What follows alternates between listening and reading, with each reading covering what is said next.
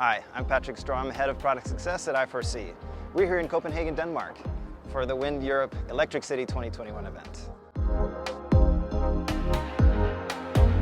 We're here to meet existing customers, meet old friends, meet new faces, and keep our finger on the pulse of what's going on in the industry today and the people who are directly supporting the transition.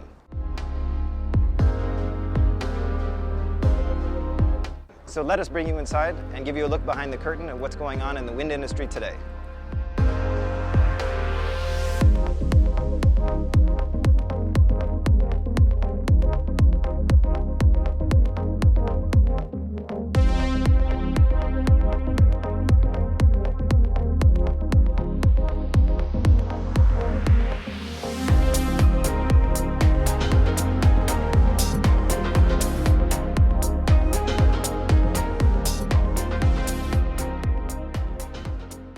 Hi, I'm Paul Grimshaw. I'm the CTO of Sennen.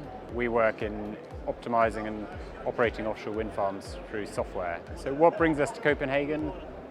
It's really the place to be in the offshore wind industry. What's been new and interesting has been the appetite for different approaches. Starting to see that really changing. There's an appetite for more efficiencies, an appetite to digitize and shake things up a bit. What factors hold back the industry at the moment? I'd say offshore is still a very new process.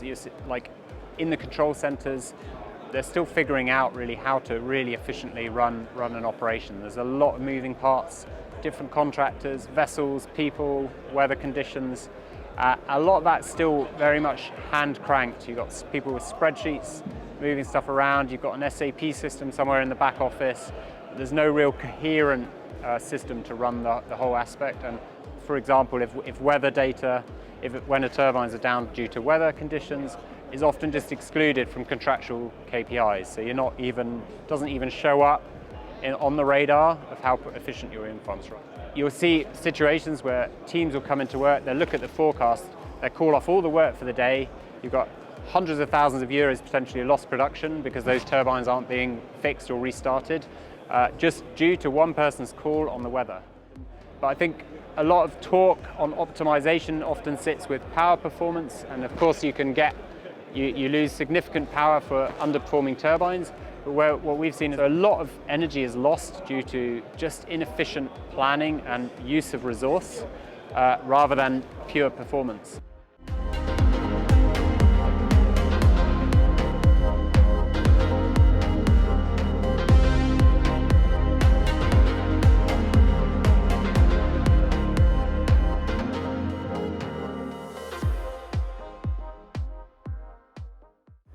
Well, I'm Alejandro Cabrera. I'm the CEO and co-founder of WindEurope Solutions.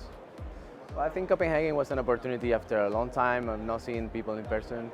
It was a great opportunity to come back to the real world. Well, WindEurope provides software that automates wind operations. We provide with software robots that solve the biggest challenges that operations have nowadays in the sector. So the challenges that we are solving with automation are mainly four, and they are all linked to the reality of today and our clients that have to manage larger and larger portfolios. Along with this volume issue comes with the next problems. You have very diverse portfolios. You have multi-brands, multi-technologies. You also have different ages in the same portfolio that you have to deal with because they have different healthcare issues. It is impossible when you are managing 1,000, 2,000 wind turbines to provide what we call the one-on-one care. That's what we're aiming for with automation. The other challenge is compliance. More and more, the trend is that you need to comply with VAT regulation, noise regulations, and that's something that legacy SCADAs, for instance, don't usually cover. So you need to solve this issue somehow. The easiest way to do it and the most cost-effective way is to do it from the control room with our software. And the fourth one is to actually connect all these technical issues with the market. You do the best for your assets, but also you do it the best for your investment. And that's very important to connect these two worlds, the financial and the technical aspects of your daily operations. But I understand there's a natural feeling that goes against automation. Basically, the sense of losing control. But it's actually very interesting because with automation, you're actually increasing control because you are sure that whatever is your protocol, whatever is what you want to do, your strategy, is going to be executed according to that.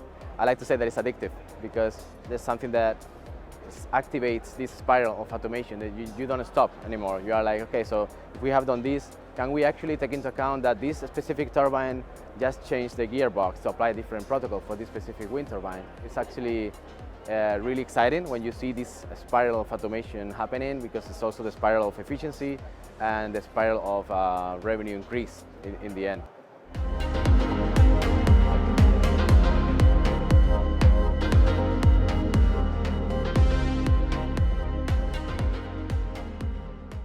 So my name is Boz Pillad. I'm founder and CEO of First Airborne. What brings us to Copenhagen? Look, this is where the industry meets. It's been a long time since the industry was able to meet in person, right? So it's great to see familiar faces and to meet new faces as well. What the Resident Airborne Service platform actually is essentially an aircraft that's situated 24/7, 365 within a wind farm, onshore or offshore, and goes out and performs different services for customers on schedule or on demand. You know, so inspection services are included, proprietary performance services are included, dispatch services.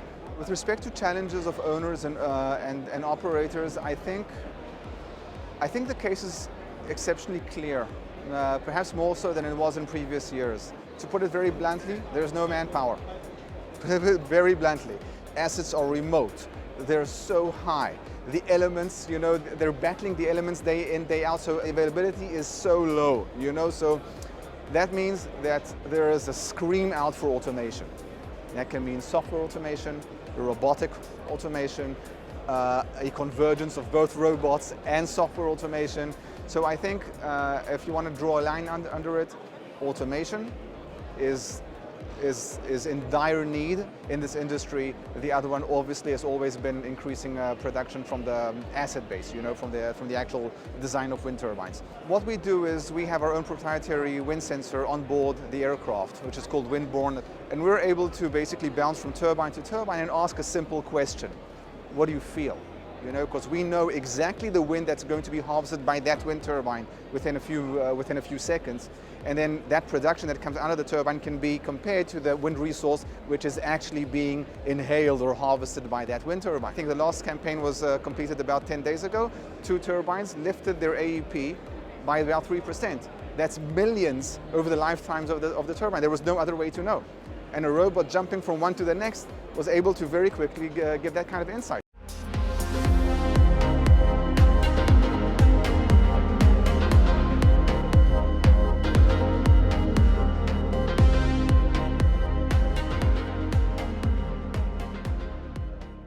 I am Erwin Lemur, Head of Sales in MeteoSwift, and what we are doing, we are a wind and solar power forecaster, and we focus on the very short term, so intraday, day ahead, and up to 2 weeks ahead. And we spend a lot of time as a forecaster, for example, cleaning the data. If we take a metaphor, it's like everybody has his own plug for his electronic device, and we are facing a difficulty to connect the electronic device to the house because we have to prepare an adapter for each plug.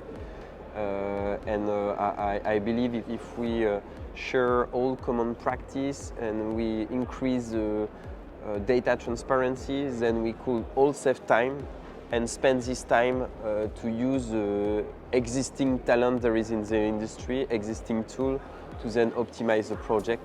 So what are the benefits of a very good forecast as owner of operator? Thanks to accurate forecasts, you can more easily maximize your asset profitabilities. For example, anticipating a maintenance in the right day to lower the energy losses and increase